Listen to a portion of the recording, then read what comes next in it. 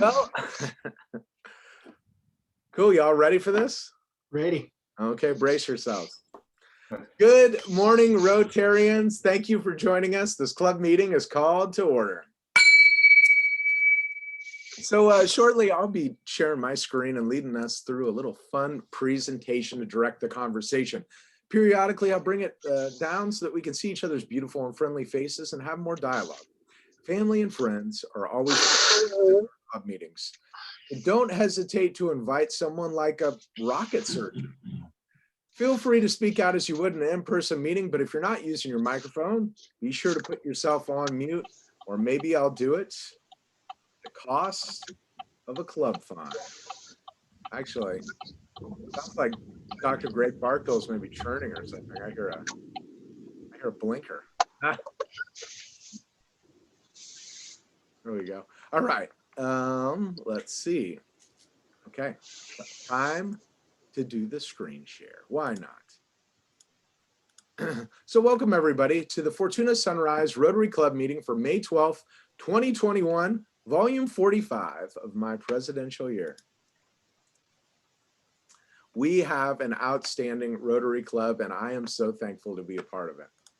This time I'll bring down the screen share and I'll introduce guests, and it looks like the one, the only member of the Fortuna Noon Club, Lon Winburn, is here to join us, and he's also our speaker.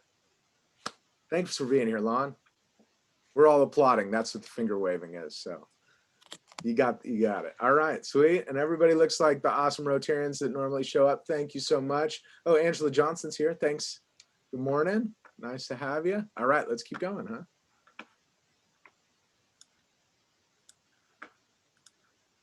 I don't know, Frank, did you notice I put you back in the cow suit here? I felt like it had to be done. Yeah, thanks for that. Yes, yeah.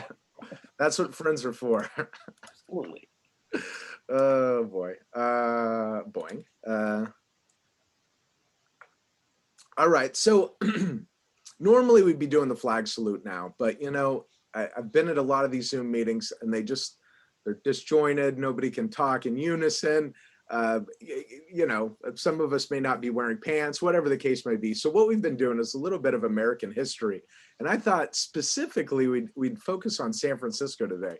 And mainly because I was searching through history on May 12th, and gosh, there was a whole bunch of tragedies that happened today. I really had to dig this week. So I ended up in San Francisco, and there was two things that I thought were pretty interesting that happened in our American history. In 1933, May 12th in San Francisco, a drawbridge that was designed by Joseph B. Strauss opened on 3rd Street across from the Mission Creek Channel. And in 1969, it was renamed in honor of the famous baseball player, none other than Lefty O'Doul. Frank, did you know that? Born in San Francisco, you know about that drawbridge? I know the drawbridge for sure, but I didn't know it was named after Lefty O'Doul. There you go. And then in 1937, on May 12th, that would be today in 1937, just a couple years later, in San Francisco, over 1,000 tons of gold were moved from the old to the new U.S. Mint. The old mint stopped becoming an actual mint and just was used as federal offices. And it once stored 1/3 of the nation's gold supply there in San Francisco. The new mint opened in Upper Market near the Castro district. So a little interesting tidbit there. So, inspirational message for the week. Each of us is born with a box of matches inside us, but we can't strike them all ourselves. A little fire-themed inspiration today. And hey, I didn't ask anybody to be the 4-way test, but how about, because we're a group of leaders here, is there anybody who wants to step up to the plate and knock it out for us this morning? I'll do the 4-way test. Thank you, Don. The 4-way test of the things we think, say, or do. Is it the truth? Is it fair to all concerned? Will it build goodwill and better friendships? And will it be beneficial to all concerned? Outstanding. Straight out read it. Well done. Well done. That's past presidential material there. And hey, what do we got coming up? Announcements. We've got flags on Main Street very, very soon, May 31st. A couple of the key players are going to be out of town, so we'll need all hands on deck. Mornings are usually a little bit more covered, but that afternoon date is where we really will need some folks. So anybody who can make it out on May 31st, it would be very much appreciated. Any, I guess, you know what, I'll bring it down. Any other announcements, events, anything going on in the community that you'd like to bring to the table? Okay, yeah, that's. So Simon, we need some help on backpacks next week, the next week and the week after. So just, Sweet. Yeah. throw that out there. Anybody, hopefully everybody knows how to get to Sign Up Genius, but if not, just go to one of the previous ones and you can get right on. Sweet. And I'll put it up on the screen here, kind of jump ahead a couple of slides. So let's see here. This week we've got Debbie and Jim Scaife, Sue and Don Finch, and John Sapper. So we've got an all-star team. But yeah, next week we just have Buster and Lori Garrison signed up, 2 out of the typically 4 that we have. So May 19th, is there anybody out there that might want to help? Do you want to verbally commit now, or forever hold your peace, or do you want to wait to see how next week plays out? Okay. I'll help. Oh, awesome. Thank you, Sal. Thanks, Al. Cool. Oh, and Keith Borges. Is that 3 o'clock, Steve? You're muted. Thank you. 2:45 or 3. Okay, Depends on when the truck shows up. right. Perfect. Awesome. And thanks to some of the Rotarians that just showed up. Morning, Carrie and Dennis and Don. Thanks for being here. So, hey, let's talk a little bit about, because we're like a week and a half away. So let's talk about it, huh? The Rotary Club Fortuna Sunrise is all fired up. We want to present to our community this fundraiser for our outstanding volunteer fire department. We stand with a community that has well over 100 years supported and celebrated the exceptional men and women of the Fortuna Volunteer Fire Department. We recognize the hard work, the sacrifice, the dedication of an entire team to help keep us safe when disaster strikes. The motto of Rotary is service above self, and it is a natural kinship we join together with the Fortuna Volunteer Fire Department to protect, serve, and strengthen our community with this timely fundraiser. So yes, we are all fired up. And it's what, week and a half away. We've got tickets. We need to sell tickets. So if you know anybody that's interested, let them know. They are at our good friends, let's see, Redwood Capital Bank and Tri-Counties Bank. We can also, if need be, get them in your hands. So if you'd like them, I don't know, hit up the chat or something like that, let me know. And last week, thank you to the Rotarians that did reserve some tickets. Those will be going out to you hopefully later this week. While we're talking about the event, we could not do this without our, let's see, and if I could go, next slide. We could not do this event without our sponsors. A huge thank you to our 5 alarm sponsors. These are the major sponsors of the event. Your Zoom string just turned into a NASCAR jacket. Okay. We've got Coast Central Credit Union. We got Edward Jones Investments, Heckwood's office. Thank you so much. Anderson, Lucas, Somerville, Borgia, certified CPAs. Awesome folks there. Wyatt Whitchurch and Anderson, bookkeeping and tax services. Thank you so much. Redwood Capital and Tri-Counties Bank. Both of those banks are our ticket locations north and south end of town. Thank you, thank you, thank you. Gene Lucas Community Center, Vern's Furniture and Appliances, and Leonardo Logging. Thank you so much. And this just in, St. Joseph Health Whoa! System. Okay, well, update them to the slide deck. Let me put that in here. St. Joseph, what's the official name on that, Ross? St. Joseph Health System? Or well, I'm not sure quite yet if we're using Redwood Memorial Hospital or we're using Providence St. Joseph. It's Providence St. Joseph's Health System. Okay. Providence St. Joseph Health System. Okay. Hey, Rick. It might just be Providence these days. Ooh. Word on the street. Okay. Well, there you have it. Thank you so much to those big sponsors. Hey, And we're going to have a live auction too. And it is shaped up into a beautiful live auction. Why don't I show you some of those fabulous things that you can get? I'm not going to go over all of them because there's 11 incredible auction items, but including there's a trip to Sun River Resort near Bend, Oregon. You can go in the winter, you can go in the summer.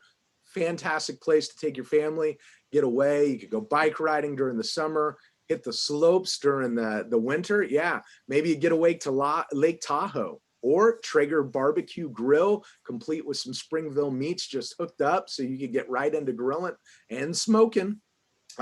Maybe a day kayaking on the bay with Lolita Fire Chief, none other than Dr. Jennifer Renner. So much, much more. Also, you can see some of the images up there. We're super excited. The auction shaped up very nice. Thanks for everybody who was behind that too. And we couldn't have done, whoa, hey, grilling it. You wanted to look at that grill. We couldn't have done that also without our hook and ladder sponsors who are our auction sponsors. Thank you so much to Sequoia Gas, Ferndale and Fortuna Veterinarian, Crystal Lewis State Farm, Humboldt Redwoods, and don't forget some of our club members like Scott Downey, Jeff Nelson, and John Zapper who helped also. So thank you so much to our hook and ladder sponsors. And we already talked about backpacks. So I'm going to pull the screen share down for a second and jump ahead a couple of slides. But let's see, before I get into the next thing, anything anybody wants to share maybe? Now's your time. How many questions or how many tickets are currently available? Do we know? We've got a lot. I would be, I don't know, my guess is little under 200 would be my guess, maybe, give or take. So there's lots of tickets to be had. I could be off on that. I'm definitely not a ticket. I'm not counting the tickets or dispersing the tickets, but between our sponsors, I think we've got about 100. And then with the club members last week, I think that pushed us over. So there's quite a few tickets left. We'd really love to get a lot of these ticket sales in by the 10th because I think they're going to pick up meat on the 11th. So by next Wednesday, it would be awesome to kind of wrap up ticket sales if we could. So I know we're doing a big push. Thanks so much. The fire department, I've been talking to their marketing person too. And so they're going to get it out to their membership supporters, their commissioners, folks like that, and just get it in the eyeballs of all the folks there. So. And it's a great deal. Not only do you get 2 dinners for $75, but you get entered to the bingo drawing that night. We're going to have 3 prizes. One of them's cash money. One of them's a whole bunch of gift certificates, about $250, kind of a day out or a couple days out in town. And then we got a really nice basket from Humboldt Distillery too. So we're giving out three pretty generous prizes. Sweet. Good questions, everybody. Thanks so much. Simon, on the bingo tickets, with each dinner ticket, how many bingo cards do you get? So each, we're calling it 2 bingo tickets, but really they get a bingo ticket for every game we're going to play that night. And we're anticipating playing 3 bingo games that night. So everybody will get 2 bingo tickets, which will really be 3 games. So it'll be a sheet of, here, I got them right here. You get basically a sheet like this of 1, 2, oh, you can't see it that well because of my virtual background, but there'll be 3 cards, right, on your bingo ticket thing. And so you'll play once, go to the next card, play twice, and we'll kind of go over that the night of, and there'll probably be some verbiage in the program. And that's another thing that we're putting together that is really, really cool. That'll also be part of the appeal of the tickets too, or the value, is there's going to be a really, really nice program that goes along with it. A lot of times when you go to an event, you maybe get like a little 1 sheet about how awesome, whatever the thing is that you're benefiting that night. And then you'll have the list of all the auction items. And that's usually about it, right? Ours is going to have a historical piece, old photos donated from old guy photo, Greg Rumney, some really cool turn of the century, early 1900s photos. There's going to be a historical piece where we'll talk about things. Penny's been working really hard. She talked to Alex Service at the Depot Museum and put together. It's really cool. It's going to be a nice little treasure that you can keep, and I'll tell you a little bit about why the Fortuna Fire Department became what it is now. Sweet. All right. Awesome. Thank you. You're so very welcome. Thanks for asking a lot of questions, folks. It's good. You're prompting me. So I'm going to kind of shift gears though, but we're going to keep it on a fired up theme. Being an art educator, every week I've kind of chosen the theme of my presidential years to talk about artists, right? So this week we're going to talk about another kind of fire themed artist who goes by the name of Steven Spazuk. Here's a picture of him doing his work, and you can kind of see what it's all about. He is holding a candle right under a piece of paper, and that's his medium, his actual flame. He uses the smoke hitting the paper, and we'll get into actually the details of what that's all about here in a little bit, but pretty cool. Let's go to the next one, huh? So for the past 19 years, this artist, Steven Spazuk, has been honoring the craft of painting with fire. The fire artist uses the resulting soot from the flames to produce haunting, delicate work. By trailing his tools over the remnants of the flame, he almost sculpts his subjects onto the canvas in a technique called fumage. Spazak is quick to point out that he didn't invent this technique, and it's most likely that it's how prehistoric man created cave paintings. It was actually burning into the walls or using the ash. But something about his work has captured the public's imagination as he finds a perfect balance between unique execution and memorable finished product. Recently, he began working with Zippo as a sponsored artist, where in an interview, he explains the idea where it first came to him in a dream. And after dreaming and seeing this work in a gallery created by fire, he took to the idea and set to work developing fumage as his characteristic signature. And here we've got 3 pieces, a lot of times birds in his work. We've got this bird flying above a group of microphones on the left, bird holding a pomegranate flying through the sky that's kind of ripped open, and then we've got a couple of people paddling a boat with a bird at the front, kind of a little bit of surrealism there. Really fantastic. And if you look closely, you can kind of see those waves of the smoke leaping off the characters. I love how he adds this little delicate textures in there, huh? Pretty fun. Okay. I'll let you guys look at that a little bit longer because it looks pretty cool, huh? Yeah. Okay. Let's go a little bit further. Okay. So fire consumes, warms, and illuminates, he explains, but can bring pain and death. Thus, its symbolic meaning varies widely, depending on the context of its use. He says he mostly uses it to talk about life's fragility, exploring the fragility and the very essence of his work as a fire artist. He creates these exquisitely vivid figures and animals with the residues of the candle's brush strokes to achieve his painterly depictions. Spazak generally deliberately directs the candle's flame to the surface of his panels. The fire scorches and kisses with whiffs of black carbon residue, which shapes the silhouettes of his figure. And then he carefully scratches away and removes the soot to reveal each composition. In order to achieve the color in his artworks, the artist begins his pieces by applying acrylic paint before smoking them with fire. He then scratches away and reveals the colors underneath, which help define the subjects of his artwork. The transparency, the fluidity, the unpredictableness of the smoke, the effect that affects his images and propel the evolution of this technique. The subjects of his work relate to the duality of this chosen medium. Fire has destructive and constructive properties to it, which can give life and take it away. His compositions allude to the forces in nature as they reflect on the fragility and the grit of life on Earth.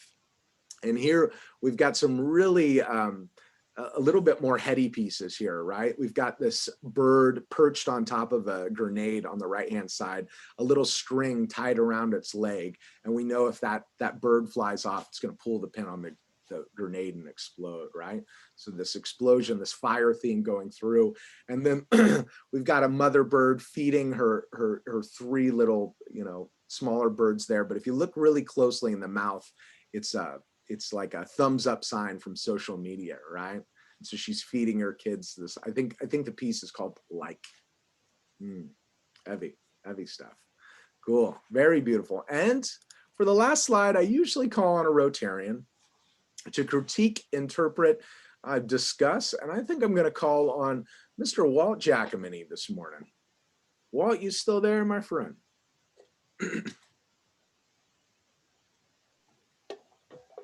Oh, boy. Oh yeah, you're fun, the fun time. So hey, Walt, now that I got you on the line, what do you think about Steven Spazuk's work? This piece is called "About to Blow."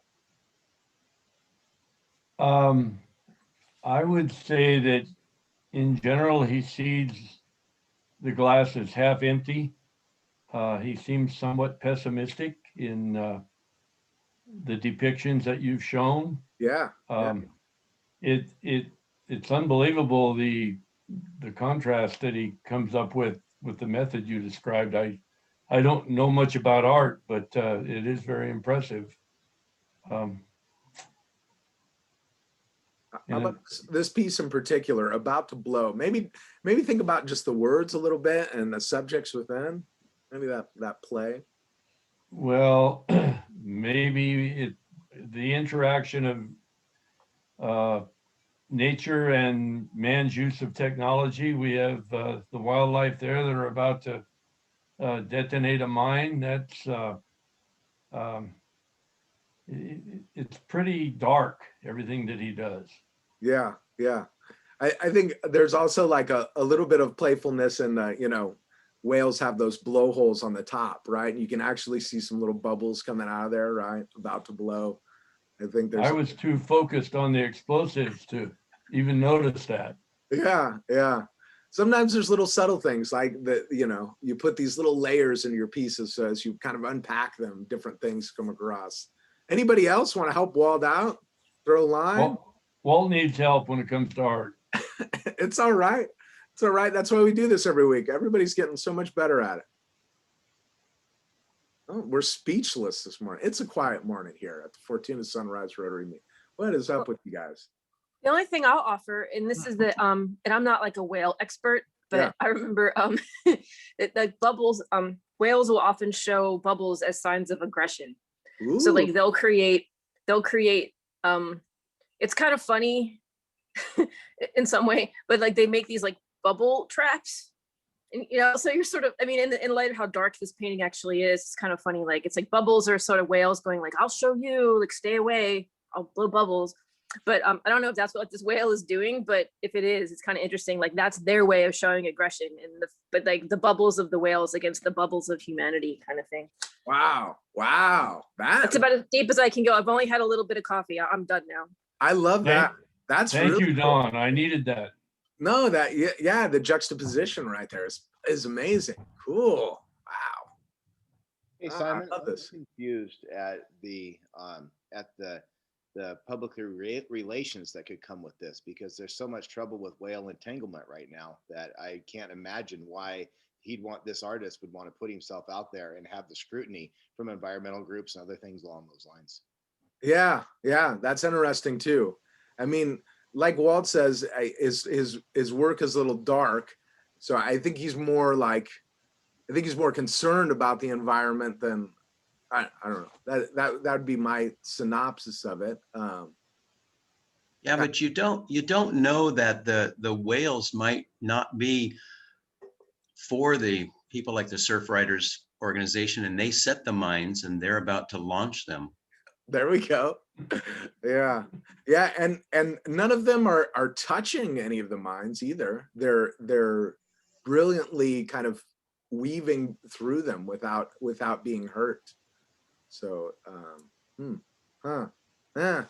interesting. Just getting you guys thinking in the morning. Awesome. Thanks so much. Well, let's see. So each week I'm usually recognizing. So, oh, wait, you know what? Before I get into this, Walt, I almost let you off easy there. I didn't find you. Are you in the Century Club, sir?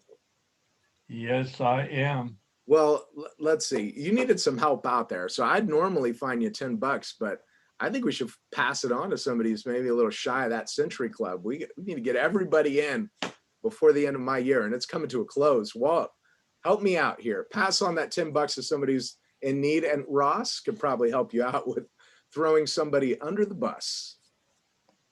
I'd welcome the help. Well, there's a couple of good friends who are pretty behind. One is Dennis Scott.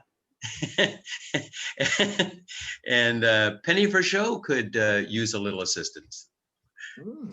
Oh, Actually, don't touch either one of those, Walt. Oh, okay. Okay. Don't touch those. Okay, then let's look at, let me think. He's not here. Chris Broadstock, should I not touch him either, Rick? He's okay. Yeah. Chris, I think Well- you got $10 coming your way, buddy. Oh, he only needs 5. He only needs 5. Well, let's put him in, huh? $5 and we put it to somebody else. I'm really happy to help Chris. Let's put it, the other 5 of mine to polio. Awesome. And I'm really curious as why I couldn't touch Penny or Dennis. What's going on with that? You'll see very shortly here. The secret Okay. will be revealed momentarily. Well, we got somebody in the Century Club, so I'm going to ring this bell. Thank you, Chris Broadstock. Woohoo! And thank you so much, Walt, for your donation to Polio Plus. We really appreciate it. All right, now we'll get into the secret. So weekly recognition. Each week I'm drawing somebody. Let's see. Holy moly! I get a little bit of feedback here. Okay. Thank you, whoever muted there. Each week I'm drawing a club member and recognizing folks. This week I'm going to pass it over to the kind and awesome hands of Charter President Rick Center, who is going to be our guest fine master. Rick Center, look at him there and that dashing police. Awesome. All right, Rick, the floor is yours, my friend. All right, thank you. Well, first up is going to be Aaron Dunn. Aaron, I'm going to take it easy on you because actually what I'm finding it for is a good project. So I'm going to give you a 40% discount on the fine I'm going to give you. You got me in a little bit of trouble. My wife went into my garage to find something the other day and she couldn't even get to the shelves because I have 5 huge barrels in there blocking the way. And those barrels sort of came from you. But it's a good cause. So for those 5 barrels, I'm going to charge you $1 each, which would be $5 fine, except if you can figure out the 40% discount, that's your fine.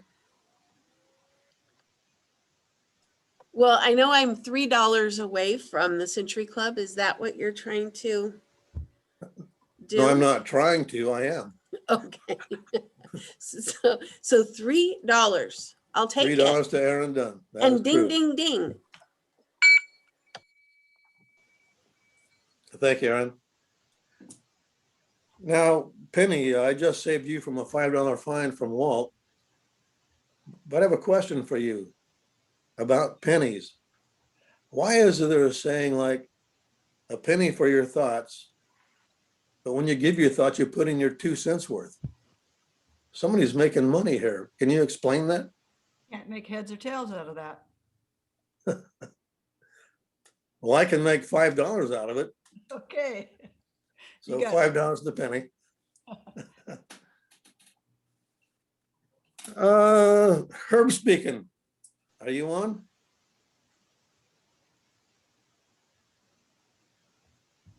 Herb's not Herb's here. He's not here?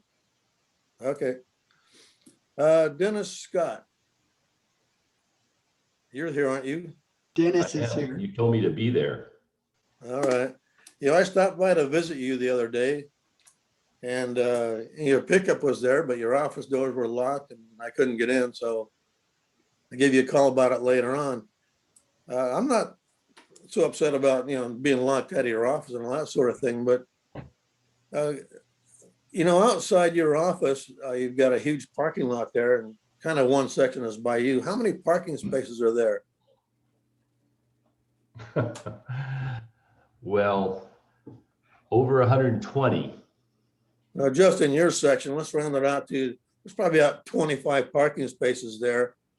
Why do you not park in those? You park right up by the sidewalk. you have to take about 2 steps to your office instead of walking from the parking lot. Well, Rick, as I told you, Friday's my day to work with no one else here. So I take the executive privilege and park in the right in front of the office that Aaron Dunn sometimes uses, but that I use. And the other thing, Rick, when you came up to the door, you said you came up to the door, but we have a real big sign that says no solicitors. So I don't know if you saw that sign, and the door was locked, and I heard somebody rattling it. That's all I remember. So that's why I parked in that spot. Well, I don't think I'm getting enough exercise by parking that close. So I'm going to exercise you to reach for your wallet and take out $25. Am I close to the Century Club? You're pretty far away. You're about, let's see, where are you on here? You're $75 away right now. Oh my gosh. Oh my gosh. Less than Okay, 25, I just find you. I will do $50 because the time's running out and I don't want Simon to come looking for me. But Rick, when you come on Friday, just give me a call. I might come down and unlock the door and visit with you. All right, we'll see. Anyway, 25 and you up to the 50. Good job. Thank you, Dennis. Angela, can you name your 3 new board members? Well, I saw the email. It's Carrie Anderson, Chris Broadstock. I do not remember the third one, but I did read the email. All right, well, $5 for the one you missed. And I don't know who it is either. Is anybody else? Penny. It's Penny Penny. Frageau. Oh, Penny. Okay, well, I've already hit her up. But Carrie Anderson, you should pay $5 for being a new board member. And we just put Chris in the Century Club, so we won't find him. But $5 for Carrie for being in the new board. Thank you, Carrie. And Penny, you're off the hook because I already looked at you. Let's see what else I got here. That's about all I have for today, Simon. Outstanding. That was great. Thank you so much, Rick. You're welcome. I loved how you popped around to a lot of people. You really spread the wealth out this morning. And thanks everybody for playing along with Rick Center, the yes, fine master. Whoop whoop. Oh man, thank you so very much. Well, I think it's about that time. I'm going to hand it over to Aaron Dunn, our program chair, to introduce this week's program. Aaron. Thank you, President Simon. As you've already pointed out, that our fundraiser is coming up next week. We are so proud to be able to support the Fortuna Volunteer Fire Department for everything they do. And we wanted to especially have our fire chief, Lon Winburn, here with us today. And thank you for being here, Lon, and it's all yours. All right, well, thanks for having me. First of all, I think every Rotary president should have a Rick Center Fine Master. That was pretty impressive. So good job, Rick. And I got to say, very impressed with the whole layout this morning and the slide, the presentation for the fundraiser. Just great job. And I can't tell you how much we appreciate the support. Not just, I mean, obviously with Sunrise Rotary, the community. It's been pretty phenomenal, continues to be phenomenal. So we appreciate it. And I mean, everything right down to the program, very cool stuff. So thanks for that. And we'll do our best to get out there and have a presence at that fundraiser and push it out to our folks as well. So I guess maybe a little update on the fire department's in order. I believe is what we're looking for this morning. So I'll go over a few things. We've been, it's been busy. We're really glad to get past the whole COVID thing and get kind of back to normal. We interrupted our fire academy last year because of that. We had a lot of folks that, obviously we had to cut out training to a degree other than online stuff. And it really had an impact. People realize when you're putting in the kind of time and effort that folks put in for this they all of a sudden realized, wow, it's kind of nice to be home and not have to go down to the fire station on a Wednesday evening, every Wednesday of every month. And so we were concerned that we would start losing some folks because of that. And it had a little bit of effect, but now we're getting back on track. So I think we're going to get past that okay. And other than that, business as usual for us. We really nothing really changed in respect to response or anything like that. We saw an upbeat initially, and then and then it really tapered off because all of a sudden people realized, hey, wait, I don't want to go to the hospital. You know, with all this stuff going on. So it got a little bit slow and then back to normal. So that, anyway, that's kind of update on our, you know, our current operation. We've got a couple of pretty big projects in the works. Most of you know we've got a training facility being built on the back of the property here at the main station. And we should see our training tower being delivered and assembled within probably the next, I'm going to say 4 to 6 weeks. And so we're pretty excited about that. That is intended to be a training facility for the entire Eel River Valley and beyond. We currently, in our fire academy, we bring folks in from as far away as Willow Creek. Willow Creek, West Haven, Southern Humboldt area, because it's kind of the only game in town in the county. So I expect to see that training facility really enhance that program. So we're excited about that. It's been a long project. And I'll plug Measure Z funding because the tower itself is funded through Measure Z through the County Fire Chiefs Association. Some of you may be aware of that. So that was kind of a big deal for us. The district covered all the infrastructure that you see out there currently. But the tower itself is coming through that Measure Z funding. The other big project we've got going on is our Roenerville Road Fire Station, which is a relocation of the current Campton Heights Fire Station. And that has been a very long process to this point, going through a conditional use permit process and all of those hoops that we've jumped through. But happy to say we've got through that process. The plan set is in the works and should be out within the next week or so. And then it'll go out for review. So the good news is that project's moving along and we're on track for 2022 because that was our initial planning, was that facility would be completed by 2022, as would the training facility.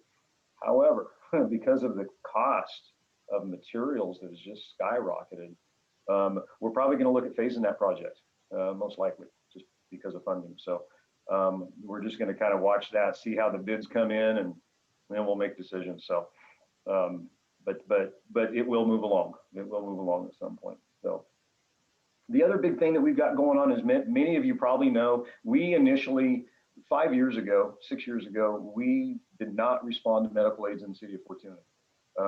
We left that to Fortuna PD to back up city ambulance on medical aid calls. And it was really a burden on PD, as you may remember. And in our planning, part of our 20-year plan was to take over that medical aid response. And so we started that in 2016 through a staffing program here at the fire department, volunteers coming in and pulling shifts and being available for response for medical aids. Our call volume went from 400 a year to 1,600 a year because of that. And it's put a load on, but it's also created great, opportunity for folks. But we can't do it with just our volunteers. We really, we started a resident program, and that resident program, we currently have 2 residents here full-time that participate in that program. They get free living quarters in exchange for 4 shifts a week.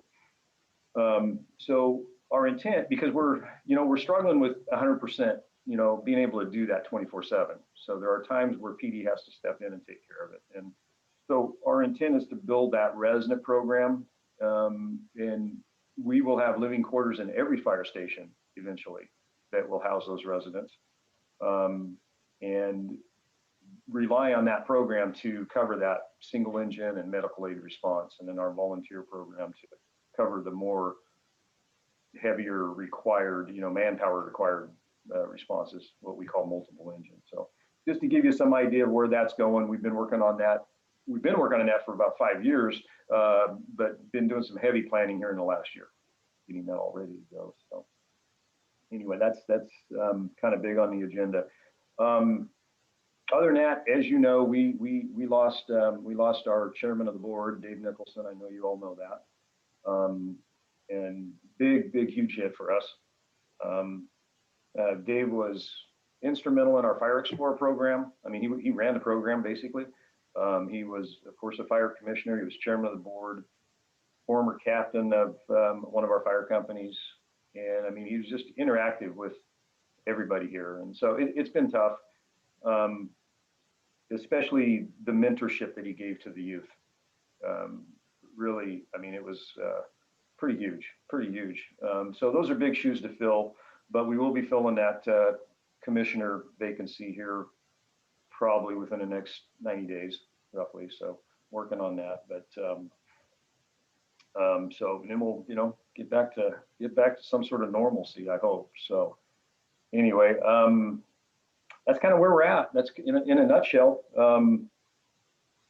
You probably know that I'm retiring soon, so woohoo to that, in December actually. So we're also working on succession in that position.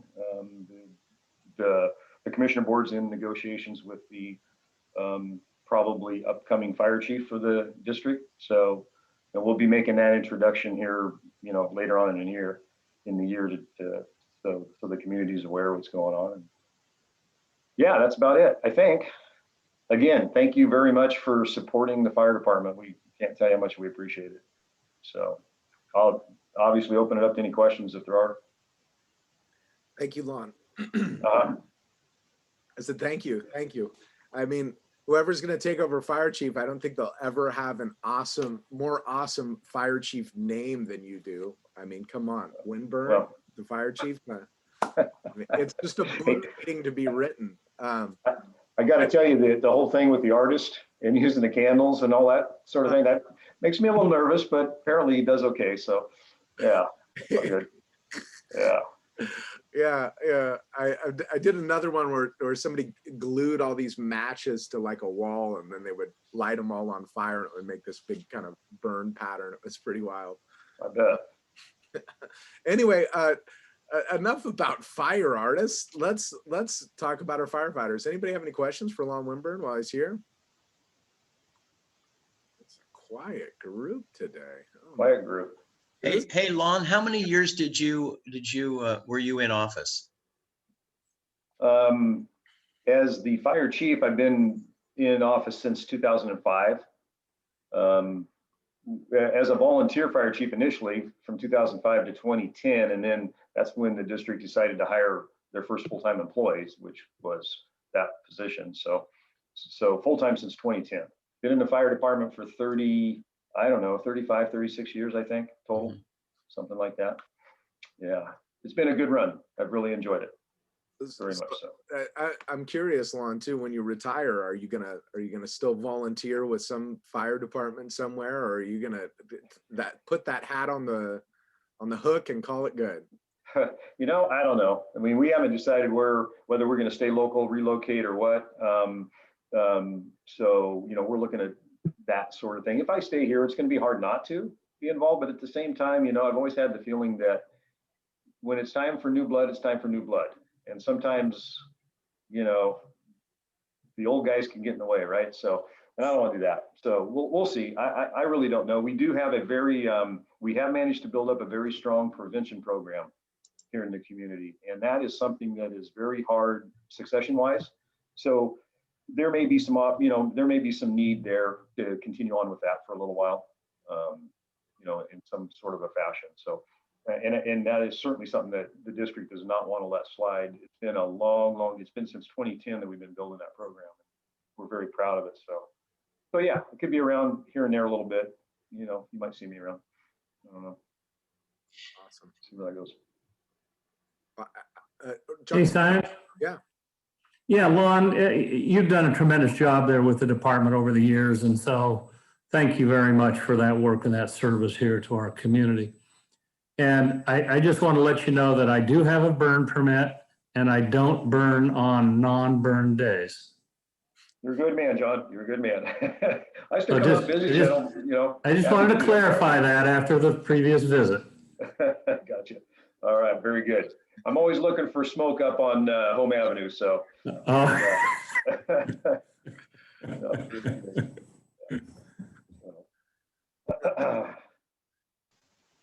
Oh, boy. Well, Lon, thanks so much for. Hey, Simon? Yeah. Simon, if I could. Please.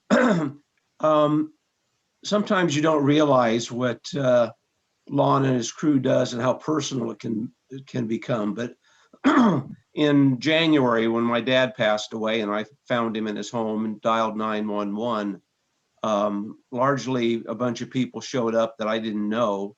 But at one point I looked up and Lon was right there in the house with us. So a familiar face really does make a difference in those kind of circumstances. So thank you, Lon, for that. Yeah. I appreciate that thought. That is something that we hold kind of near and dear to us. All of the first responders that are out there, you know, the interaction that we have with folks in time of need is pretty important. You know, we treasure that as well. So thank you. Yeah, it's echoing those statements. It's a job that not just anybody could do, you know. And I've been really thankful to kind of be extended family with the fire department over the years and celebrate a lot of you guys' wins. And in that, I've heard some of the stories of your calls and stuff like that. And I always think to myself, I don't know how I would react in a situation like that when you hear some of these stories, you know. It takes a certain mindset and person to be strong in those moments and go out and make those tough calls. And we really, really appreciate you. Obviously, that's why we're throwing this shindig in your guys' honor. So thank you so very much. All right. Well, thanks to all of you again. We appreciate it very much. Oh, our pleasure. Yeah, we're clapping. All right. Sweet. Any other questions or final thoughts here before we get into the kind of last tail end of the meeting? I have something. Yeah. It is. Last week I was up in the San Juan Islands, north of Seattle. Spent a whole week there on Orcas Island and San Juan Island at Friday Harbor. Wow. And we had a wonderful time. So I figured that ought to cost me about $20. $20. And I think you're in the Century Club, so you get a choice of foundation or polio. I think foundation, please. Foundation. Outstanding. Thank you, Kurt. Okay. How was that? Was it pretty fantastic? Oh, it's an amazing place. What was like a highlight moment? Give me if there was one thing you just really sticks. Just the peace and quiet. I mean, sitting we were in this little cabin, about a 600 square foot cabin, and we were like 15 feet from the water. And it was just a beautiful place, just amazing. Awesome. And we went whale watching, and it was just a lot of relaxation and time with family. It was great. That sounds pretty fantastic. Yeah. There's something about being in a removed spot like that when you're just kind of enjoying nature and all of the presence and majesty that it has. It's a great moment, you know. Yeah, cell phone didn't work very good, so it was really good. Even better. Even better. Yeah. As a person who works in the technology field, a good thing to do every once in a while is take that cell phone out of your pocket when you get home, put it on a shelf somewhere, and walk away. Walk away. Yep. Just do it. Okay. Thank you. Thank you, Kurt. Yeah, glad that you're back, but glad that you had a wonderful time too. So thank you. All right. Well, I guess we'll do the drawing. We'll get you out of here. How about that? So I'm going to dip into the magical mayonnaise jar here. I'm going to pull out a ticket first. Whose name is going to be on the ticket? Let's see. I guess it's just my day. Is he still here? Mr. Walt Giacomini. Let's see. I'm scanning here. Oh, yeah, he is. Walt, you can win untold fortunes. Wow. 55 total dollars. 55 total. Okay, and it is a ball drawing. Let's see. What is it? Oh, it's a white ball. That's not a good sign. Pay $5. Oh, Walt. Sorry, bud. That's the way to Well, do it. let's add that to the polio. Let's Plus. do it. Awesome. 5 to polio for Walt. Thank you so very much. All right. Well, thank you so very much, Lon Winburn, for joining us this morning. We really appreciate you being here. Thank you, Fortuna Noon Club, our brother and sister here in Fortuna. And thank you, every one of you, for being outstanding. We're in the home stretch, a week and a half. I know you all are going to put in a lot of hours, volunteer hours leading up to this event. And I'm just so thankful and grateful for everybody just stepping up. Keep up the good work, everybody. Sell some tickets. We need to sell those tickets, all right? Hustle some tickets and have a wonderful Wednesday, all right? This club meeting is adjourned.